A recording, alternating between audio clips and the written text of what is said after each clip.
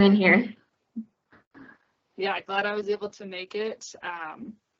So I am actually a wildlife technician right now for the Marlinton district on the Monongahela National Forest.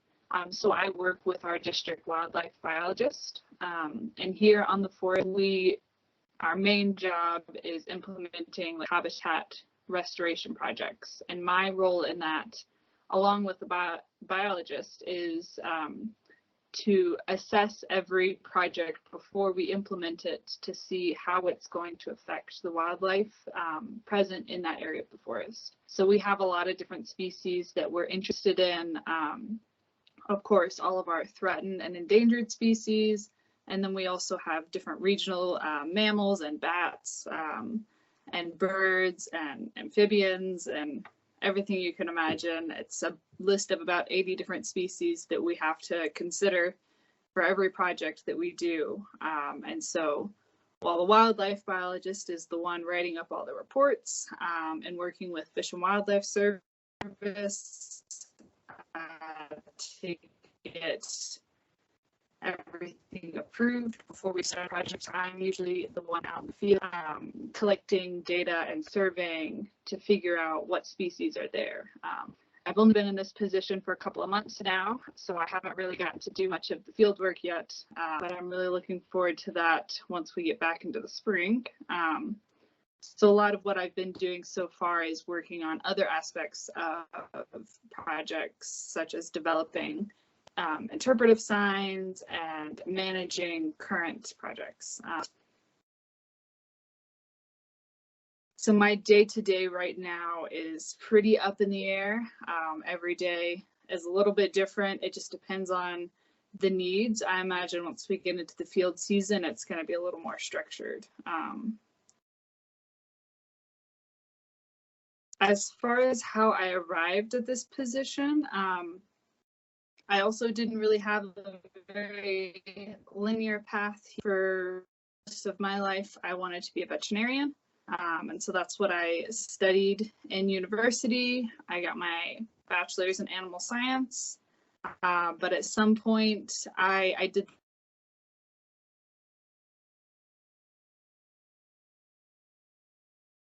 I think we're having a bit of connection issues.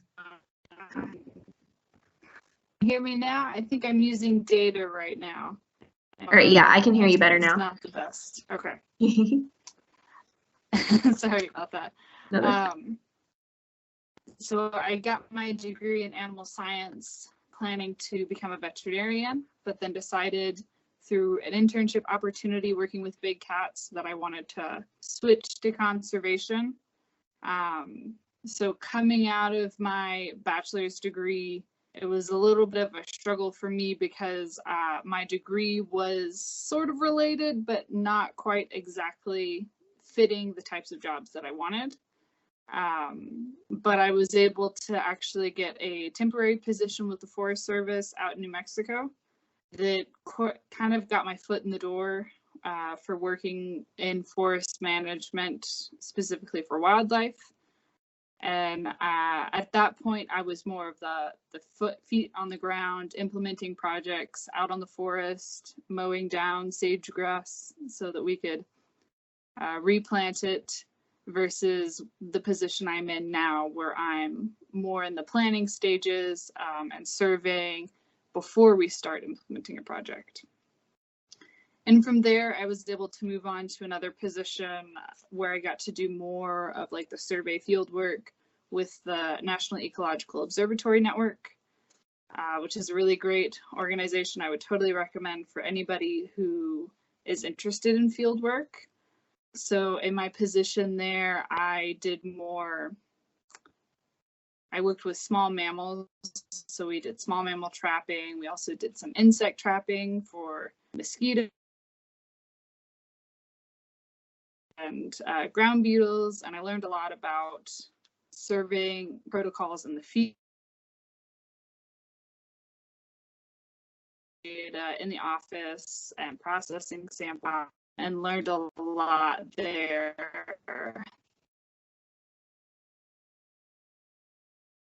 And then from there, I actually took a bit of a curve and joined the Peace Corps, as you can see in my picture, and spent the last 3 years in Tanzania, which ended up opening the door to this position because through my Peace Corps service, I was able to get non-competitive eligibility, which just made it easier for government organizations like the Forest Service to hire me on through a less complicated process.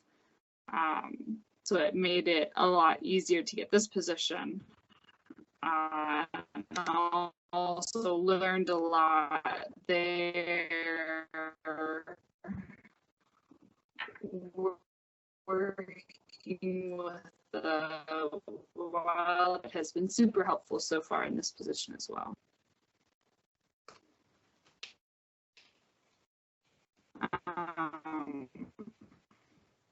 Experience has been super helpful for me, and definitely if you want to go into wildlife biology, I would totally recommend taking advantage of any opportunities you might find to learn more about GIS. But that being said, I don't have a formal education myself and have been able to learn on the job.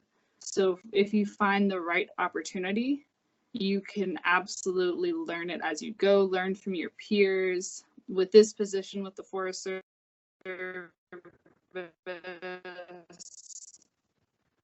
I've had a lot of opportunities to take courses through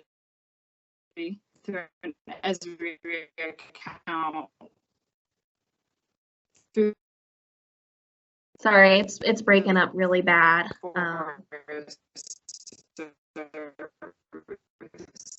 Maybe I should just end it there unless anybody has any questions. I'm not sure what the connection issue is here. Yeah, sorry. That's okay. It's like slow motion talking, but yeah, if anyone has any questions, ask. Because yeah, I'm interested in hearing about this too, because that's what I want to do too. So oh yeah, absolutely. I'm happy to take questions. We'll see if maybe my connection will cooperate more. Is your current position permanent?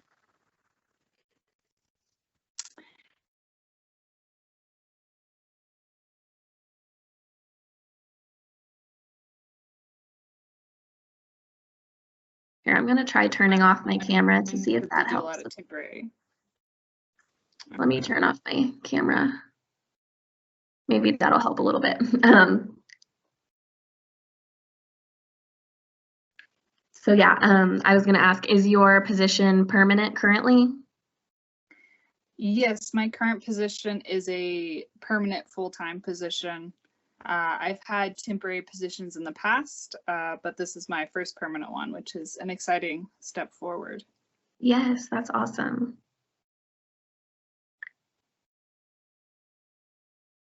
And then I guess I had one other question about your non-competitive status.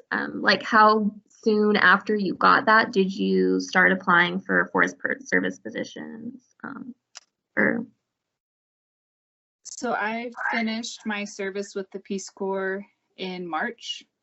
I was actually evacuated due to COVID. So as soon as I got back, I started applying for positions.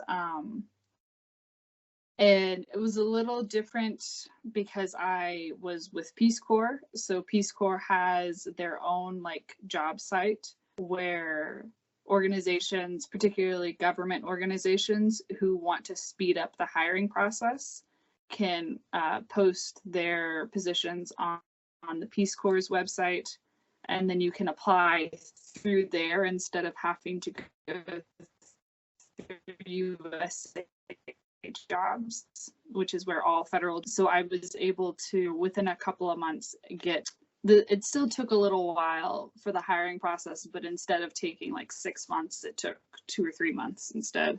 But it probably took me about 2 months after I got back to start getting some hits. And then this position I was offered about 3 or 4 months after I started looking. Awesome. Yeah, I was also evacuated due to COVID. I was in Madagascar doing a little internship. I also had to leave suddenly, so yeah. Yeah, that is cool to know. It's definitely a unique experience. Hmm. Do we have any questions from the guests? Yes, I have a question. Could you talk about how you went about joining the Peace Corps and your time there, and like how you apply and stuff like that? Yeah, absolutely. So joining the Peace Corps now is a little bit different than it was in the past. So the Peace Corps works in 70 plus countries across the world, and the application process is very similar to applying to any other job.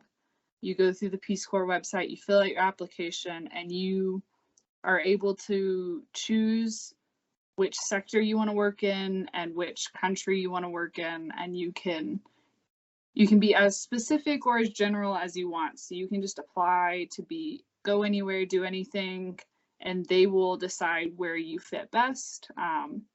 I talked to a recruiter before I applied to try and figure out what sector I wanted to work in and where I wanted to go. And I worked in the agriculture sector in Tanzania. And in Tanzania, we had the agriculture, health, and the application process is a rather long process. It takes about 6 months to a year from when you apply to when you actually leave.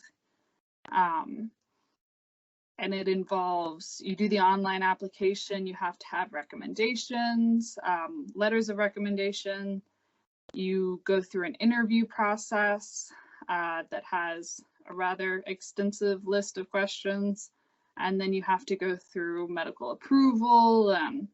It's a process, but it's definitely worth it in the end. And they do what they can to help you out there, and they've definitely simplified it over the years. It might be a little bit different right now because they're just now starting to reopen after COVID. They closed every program worldwide because of COVID-19. So things are a little different right now, but definitely something to keep in mind for the future as they start reopening. And a little bit about my service. I served as an agriculture volunteer.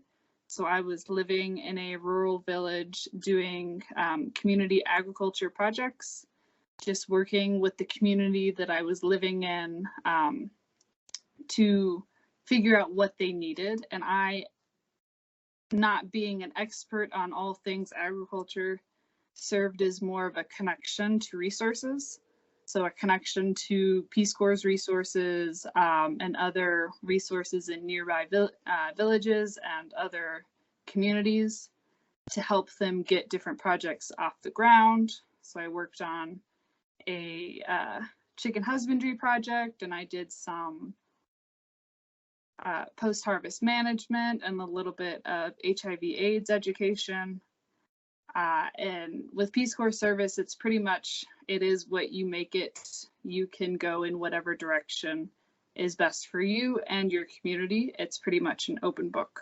And then I actually extended my service for a 3rd year in order to work with a wildlife conservation NGO in Tanzania. So I was able to get more relevant experience to my current position and my career goals, working on sort of like the data management side of big cat conservation.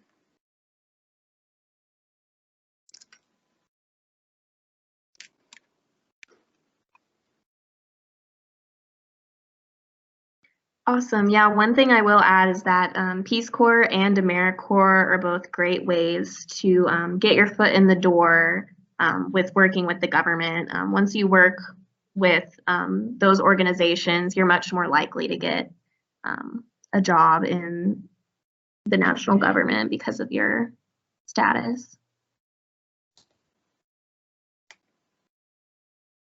And yeah, thank you so much for tuning in and giving a talk. I was looking forward to your section, and maybe I'll get to see you sometime soon out in the field. Yeah, absolutely. Feel free to reach out if you have any other questions or want to work together on something. I'm here. Sounds great. And yeah, any other attendees, if anyone has any questions, feel free to ask. We still have some of our speakers in on the chat and from different backgrounds. So if anyone has any other questions, I also would be happy to forward your questions to any of the speakers. I'll go ahead and add my email in the chat. So if you want, you can send me an email and I will be happy to forward your questions to any speakers that we had today. Or even if you have any questions about AmeriCorps, about wildlife, career paths, or anything like that, we'd be happy to answer those. We also have other AmeriCorps in that work with the fish hatchery, the observatory, and other forest districts. So we would love to give any advice. And yeah, thank you all so much. I'm happy that we ended up having some people come, and I learned a lot, and I hope you all did as well. And I hope everyone's doing okay and has a great Friday and a great weekend. And if there aren't any other questions, I'll go ahead and end the recording.